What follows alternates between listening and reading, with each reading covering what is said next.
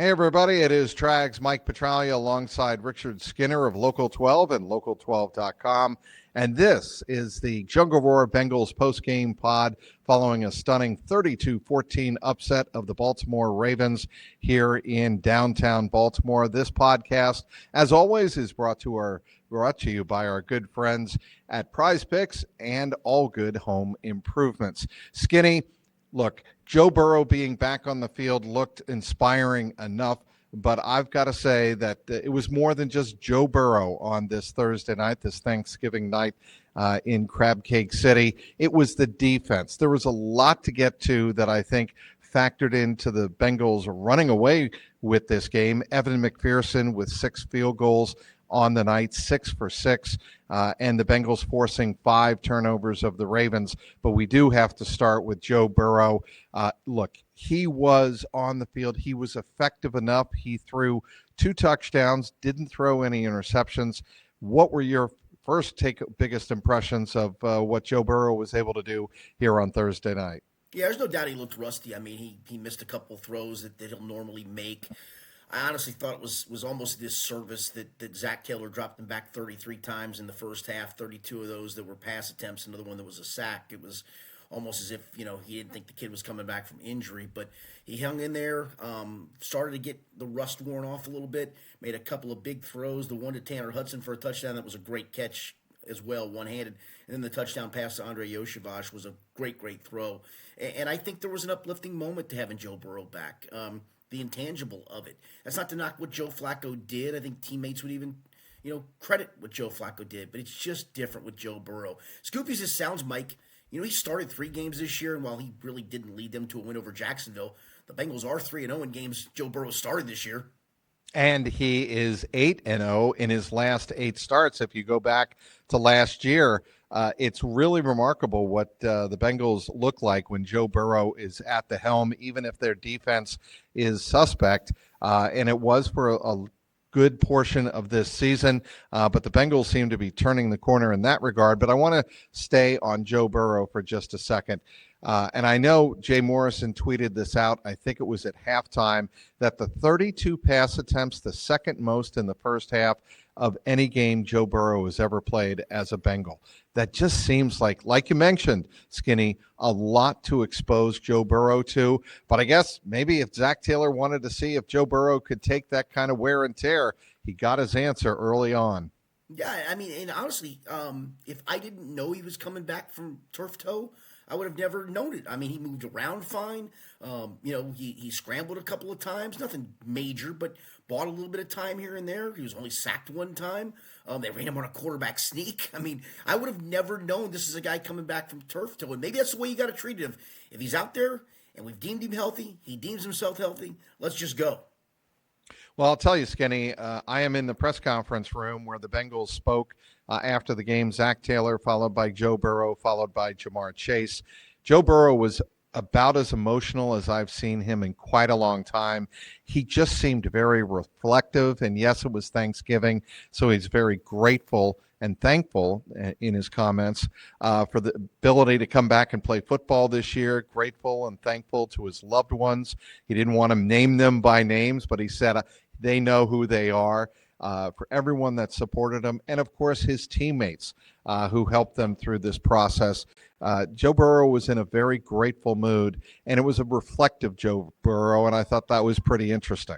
Yeah, no doubt. I saw it, and I thought the same thing. And I just think this guy does love football so much that when it's taken away from him, I'm sure it hurts a lot, and the chance to get back to playing it again means a lot to him. And that, I think this goes back to the whole mantra from a chunk of the fan base, and maybe even some members of media, I don't know. But I know a good chunk of the fan base of, why are you going to expose him? Why are you going to play him? Because he wants to play. It's what he does for a living. It's what he loves to do. And you're still mathematically alive. You're more mathematically alive tonight than I thought would be even humanly possible. And if Pittsburgh loses to Buffalo, as goofy as it sounds, you're 2 games out with still another crack at this team, a chance to hold all the cards when it comes to all the division tiebreakers. I don't think they do it. I mean, it's a big ask, but you're still hanging around. Well, I'll tell you what, Skinny, the test is going to be in 10 days going up to Buffalo and seeing if they can win on the road in Western New York. Joe Burrow's won there before in more hostile conditions. Remember the snowstorm in the AFC divisional round? Not a lot of people gave them a chance to go up there and win. And what did they do? They won 27-10 and moved on to Kansas City. They lost that AFC title game, but they have won in Buffalo before with Joe Burrow at the helm. So it's doable, and the defense is playing much better. Joe Burrow was very honest and very frank. He said, we left too many plays on the field. We can't have Evan McPherson kicking 6 field goals in any given game, because that means we're not getting in the end zone. Bengals were 0 for 4 in the red zone in the first half. That's just not acceptable. And it really didn't get solved until Tanner Hudson made a remarkable one-handed grab on 3rd and 9 early or midway through the third quarter to put some separation in the game, put the Bengals up 19-7, I believe it was at that point. But you could just feel the whole Bengals sideline exhale when the Bengals finally scored a touchdown there. Yeah, I mean, if you'd have settled for another field goal, it's still a one-score game at that point. It would have been 15-7 instead of 19-7. I'll be honest with you, Mike. After Cedric Johnson recovered that fumble down deep in Baltimore territory in the first half, and they didn't get any points out of it, I thought, yep, this is this team in a nutshell, man. They get a great break from the defense. The defense actually created the break. I shouldn't say they get a break. The defense created the turnover. Right. You get nothing out of it. Here we go. And no, they kept fighting through all that stuff. And listen, Evan's been great this year. I think he's missed, 4 field. He hasn't missed under 50 yards yet this year. No, he has a chunk not. of them over 50. Correct. And a couple of his misses were from 56 in the wind and 67 up in Green Bay. So he's been great. But yeah, you can't do that and expect to win a lot of games, especially on the road, which makes it even more surprising you won going away by 18 points tonight. I know a lot of Bengal fans lost their minds, and some of us in the press box here in Baltimore were stunned when the Bengals got a terrific strip fumble sack by Joseph Osai, and like you said, got the turnover that was recovered by Cedric Johnson at the 2-yard line. To not be able to score there, to have 3 passes, 1 run, all in shotgun formation, you had to wonder what was going through Zach Taylor's mind at that point. Why couldn't the Bengals turn to a power formation? Yes, Joe Burrow's in the game, but you need to score a touchdown there. Yeah, no doubt. I was kind of perplexed myself. I didn't mind them going on 4th down, but to your point, the 3 passes to 1 run, line up and just come downhill and let's go. It was one of those moments where I thought, yep, this is what this season's been all about. It's stuff like this right here where you just can't cash in or line up in power formation, Skinny. Not to interrupt you. Line up in power formation, thread it with tight end on a flare. Do something creative. Roll if you're going to roll Joe Burrow out and they're expecting a run, a play action is the perfect time to do it. And if anybody can read the defense, even under center, which he would have been in a power formation with maybe 2 or let's say 3 tight ends, just get creative. It just seemed like the Ravens were going with man coverage. They were going cover 0 in that particular case, according to Zach Taylor after the game. And it's something that Taylor said they've seen before from the Ravens in a low red zone type of situation, which is what it was. But if you're Zach Taylor and Dan Picture, you have to be a little more creative, and you've got to out-scheme the Ravens in that case. Yeah, and I'll be honest, Burrow was under center a chunk more than I expected him to be tonight. I think that was the thing going in, is would they incorporate some more under center stuff, or would that be too much for him to push back with the toe? And what a perfect time to do more under center stuff down there, and they just didn't do it, but they got away with it because they still won handily.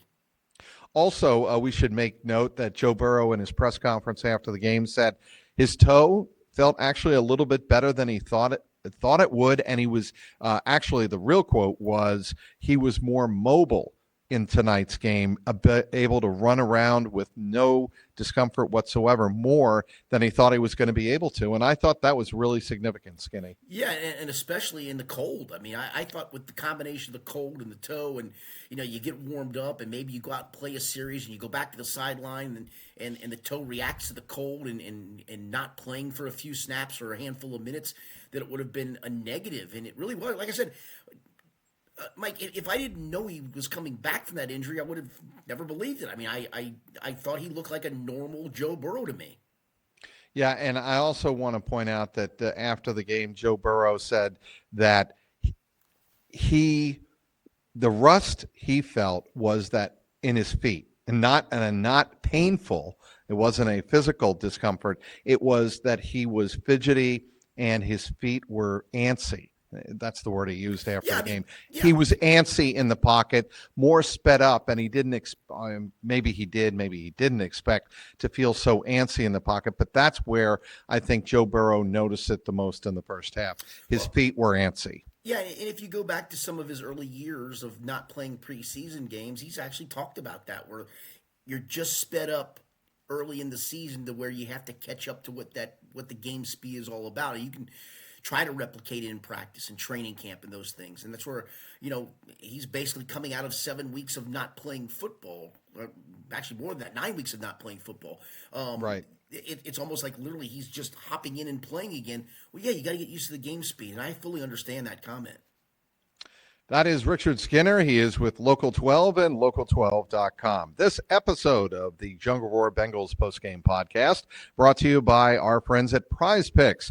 The hard-hitting football action is even better with Prize Picks. The weather might be changing, but the feeling of being right, well, that never gets old. So keep the season rolling on Prize Picks by getting $50 instantly in lineups when you play your first $5. Prize Picks is simple to play. Just pick more or less on at least two player stats. If you get your picks right, you could cash in. Play Prize Picks to get action on football in more than 40 states, including California, Texas, and Georgia. Prize Picks is also the only app that offers stacks, meaning you can pick the same player up to 3 times in the same lineup. Want to pick more on Josh Allen's passing yards, rushing yards, and touchdowns? Now you can by picking all of them in the same lineup only on Prize Picks. Follow other Prize Picks players directly on the app and copy their lineups in one simple click. Whether it's a friend, a celebrity partner, or just someone whose picks you happen to like, hit the follow button and check out every lineup they create in the new feed tab on Prize Picks. Download the Prize Picks app today and use that code CLNS to get $50 in lineups after you play your first $5 lineup. That's code CLNS to get $50 in lineups after you play your first $5 lineup. Prize Picks, it's good to be right. Back with Richard Skinner of Local 12 and Local12.com here on this Jungle Roar Bengals postgame pod following a 32-14 win by the Bengals over the Baltimore Ravens. Some noteworthy moments in this game, Skinny. First of all, Lamar Jackson had been 10-1 as a starter against the Bengals coming into this game. He now drops to 10-2. The Ravens had not allowed 20 points, let alone 30. 20 points in a game in 6 straight games. That streak comes to an end.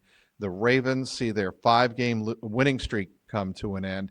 The Bengals were able to slay a lot of demons in this game tonight, and it's one reason why I think there's still a glimmer of hope, as you said earlier, Skinny, for the Bengals to make one last run at the AFC North. Yeah, and it should be noted the Ravens in that winning streak really have not played quality teams or quality quarterbacks for the most part. So some of that's a little tainted. And I'll be honest with you, Lamar doesn't look great to me. I mean, no, agreed. He wasn't very accurate. I know he's been dealing with a hamstring injury. I think he scrambled 5 times for 27 yards, but he just didn't look right. And that's his problem, not the Bengals' problem. I mean, they took advantage of that. But I told you before we started the podcast, I thought Todd Monken did a disservice to his team too, the offensive coordinator of the Ravens. The first half, they only ran the ball 8 times. There was 9 rushing attempts because Lamar took a knee at the end of the half, but they only ran the ball 8 times against arguably one of the worst run defenses, actually statistically the worst run defense in the NFL. That makes no sense to me. Part of me wonders, did he think, I'm going to try to get Lamar right tonight, and I'm going to try to get him confidence tonight, and I'm going to throw the ball a lot because of that? It was just weird to watch because the Derrick Henry run looked so easy for them, and then they just kind of abandoned the run game.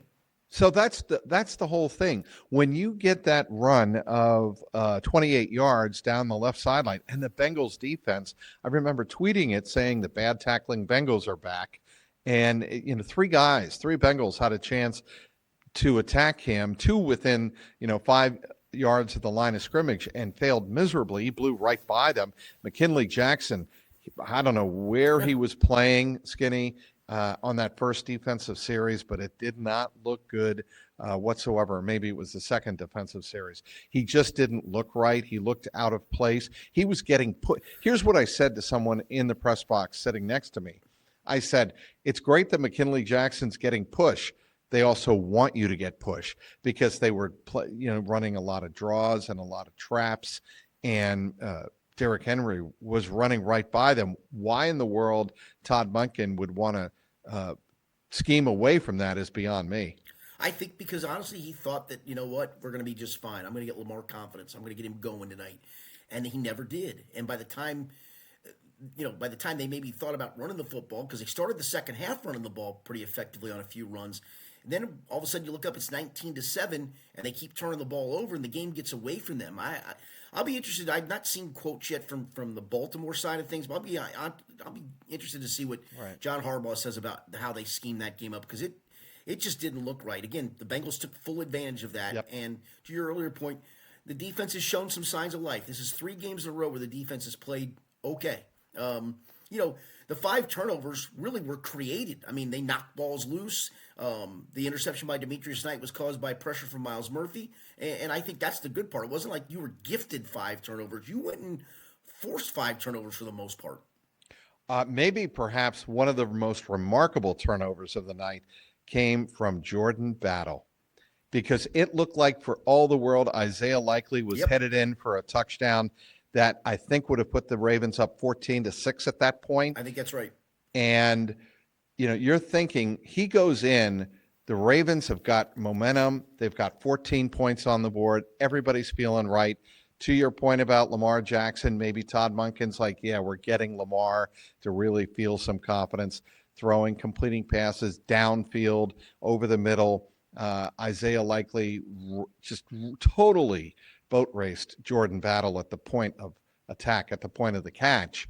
But then Jordan Battle, to his credit, did not give up on the play. He raced down from behind, popped the ball loose. That was a huge, huge moment in the game. Huge moment, because you're right at 14-6. Suddenly it feels like it starts to slip away a little bit. Like, Baltimore's feeling it. Lamar's feeling it. Maybe their pass rush starts to go a little bit. I mean, you're not in panic mode if you're the Bengals at that point. You're only down a score at 14-6, but still, it would have been a totally different feel to the game. And so, yes, that was a huge, huge play by Jordan Battle to not only get to Likely, but to poke it out and have it go out of the end zone. What were your thoughts on the offensive pass interference on Zay Flowers with DJ Turner in coverage? Another first-half touchdown that was taken off the board for the Ravens. I think the Bengals caught a break, to be honest with you. I mean, he did extend a hand, but you see a lot of that stuff go on, and it's not called. And I again, take your break and run with it, because the Bengals certainly did. I'm indifferent either way. That I think that call would have been. I can go, okay, I can see that. Again, you got a break there. You took advantage of the break, and that's all that matters. Yeah, and so that's one of the things that I think needs to come away from this is, yes, you created some breaks, but you took advantage of some of the breaks you were given, and I think that's a good sign. Skinny, this is just one game, but I want to ask you, from the things you saw tonight, what are the most important things that the Bengals can make use of moving forward? The fact that they're now starting to put a bunch of guys at the line of scrimmage and say, you know what, we're coming. Oh, no, we're not coming. I don't know what maybe took Al Golden so long. I don't think he's a guy who likes to blitz a lot, but I think he eventually, maybe even during the bye, went, you know what, I can't get home with 4. I got to start sending a bunch of people and showing a bunch of guys at the line of scrimmage. It's not what I like to do. It's not my cup of tea. It's not the way I want to call a game. But I got to start showing some more pressures, because we can't get home with 4. And I think you saw it last week in the New England game. Geno Stone was pretty effective as a blitzer. You saw some double A-gap looks where they came. One would come, one would not. You saw some tonight where, Demetrius Knight, I can't remember, it might have even been one of the turnovers. I think it might have been one of the ones where Lamar tried to look like kind of a version of the tuck rule, where Lamar tried to throw it and let it go out of his hands. I think Demetrius was in the A-gap and was looking like he was coming, ducked out at the last second. Credit to Al Golden for the adjustment. I could also ask, what took you so long? But they finally have done it in 3 games now, Mike. Gave up 20 points to the Steelers, 19 points to New England, and 14 points tonight. That's winning football. Now, again, when you look back, you're saying, wait a minute, the Steelers scored 34. Yeah, two defensive touchdowns. New England had a defensive touchdown. But defensively, you've only given up 53 points in the last 3 games combined. That with Joe Burrow back is a recipe to win. I don't know if they can sustain it. But right now, they're doing some good things on defense. They're more physical against the run for the most part.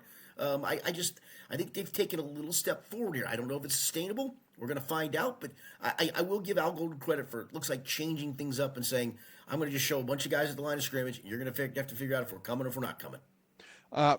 You talked about putting guys at the line of scrimmage.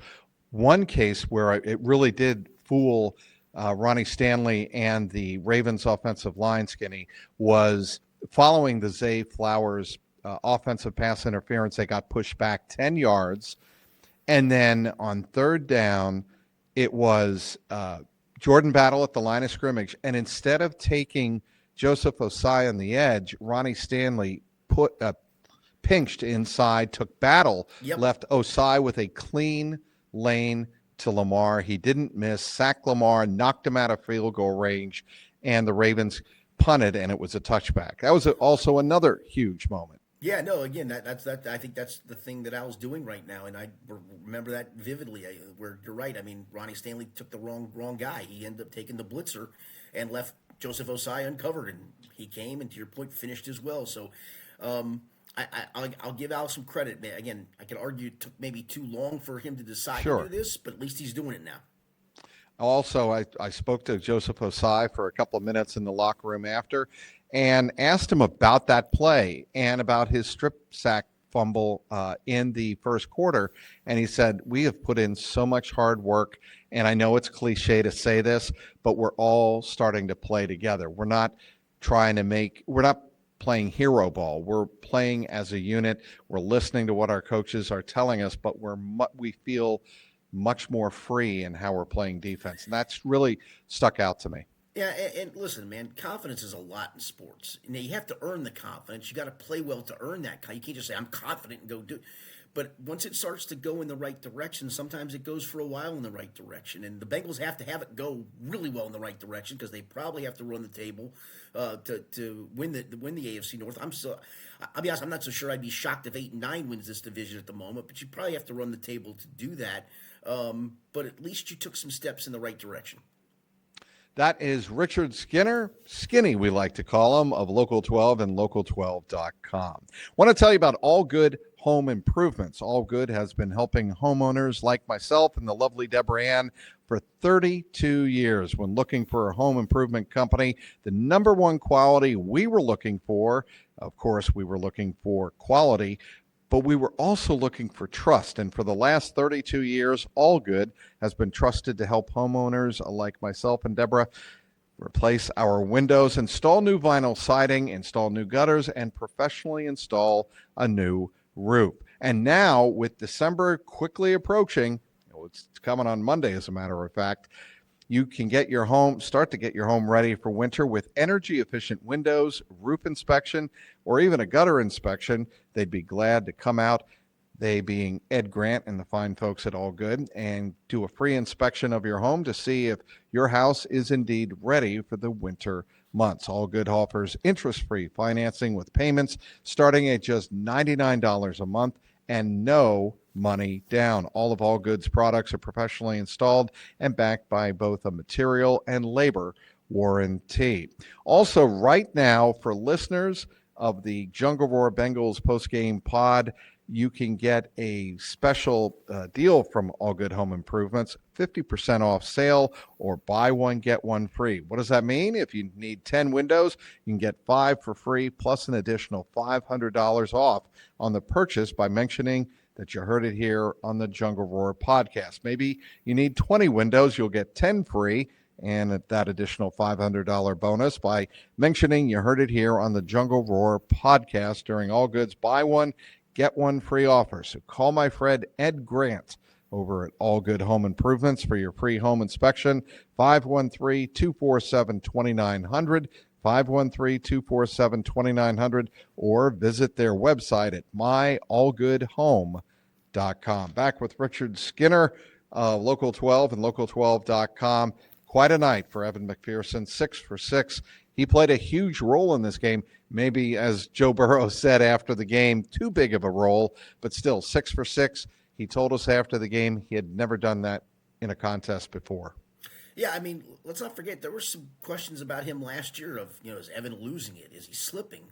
I never thought that. I mean, I know that last game against the Chargers last year when he missed a couple of key field goals kind of had you questioning that. But, I mean, he only missed 6 field goals last year, and 4 of those, I believe, were from 50 yards or longer. Now, you could argue he's a great long-range kicker, but anything beyond 50 yards, man, unless you're the Dallas kicker, are really difficult kicks, right or wrong. And to the point we made earlier, Evans perfect from inside 50 yards this year. He's had a complete bounce back year, and good for him because I still think Evans going to kick in this league a long time and very successfully.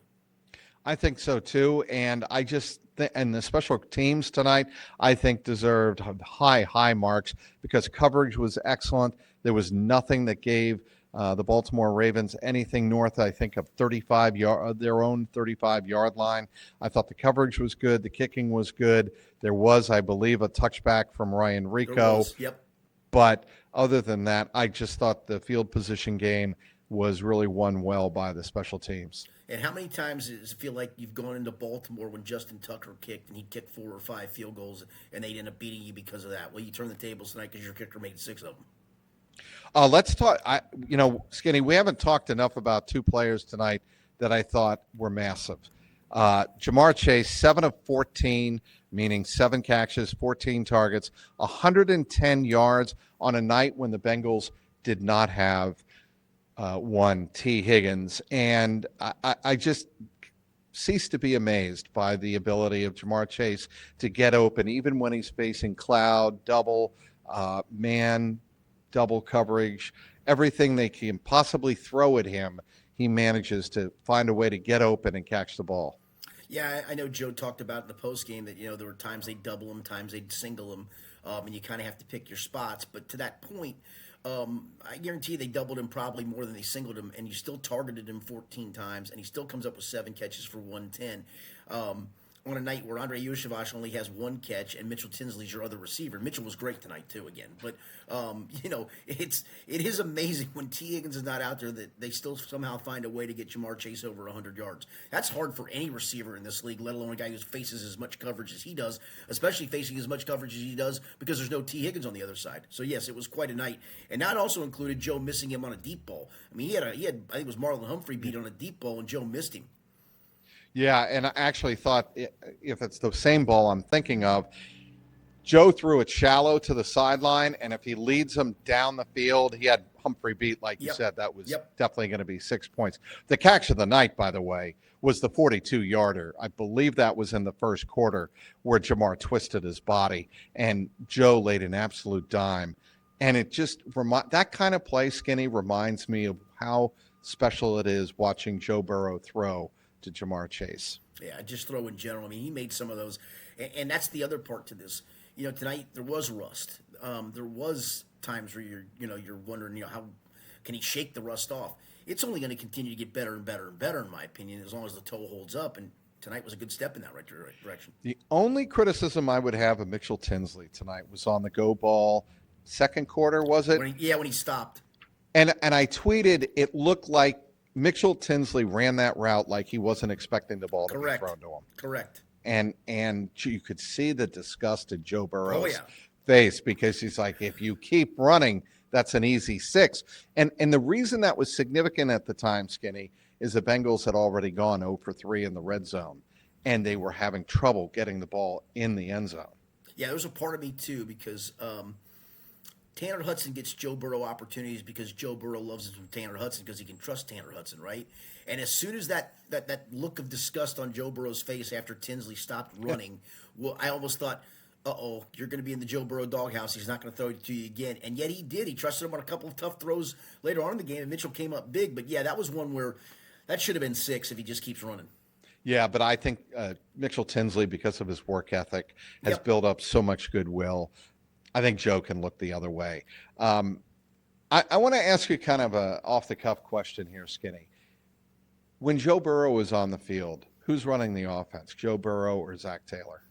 I think a combination. I mean, Joe does do a lot at the line of scrimmage.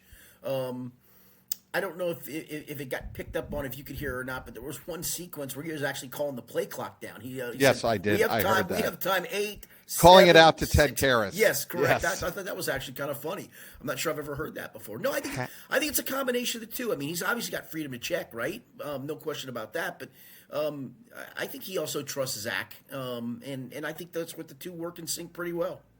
Well, it's funny you say that. I wish I had known that before I spoke to Ted Karras in the locker room after the game. Karras said that's why Joe Burrow is our leader. That game is why there's very few people on the planet like Joe Burrow who can make throws like Joe Burrow. Yeah, no, I think this was uplifting in a lot of ways for a lot of guys to at least give you a pulse heading down the stretch of this season. Well, and I think it's a good way for the Bengals to go into a very well-deserved bye week. This has been a hellacious season for them.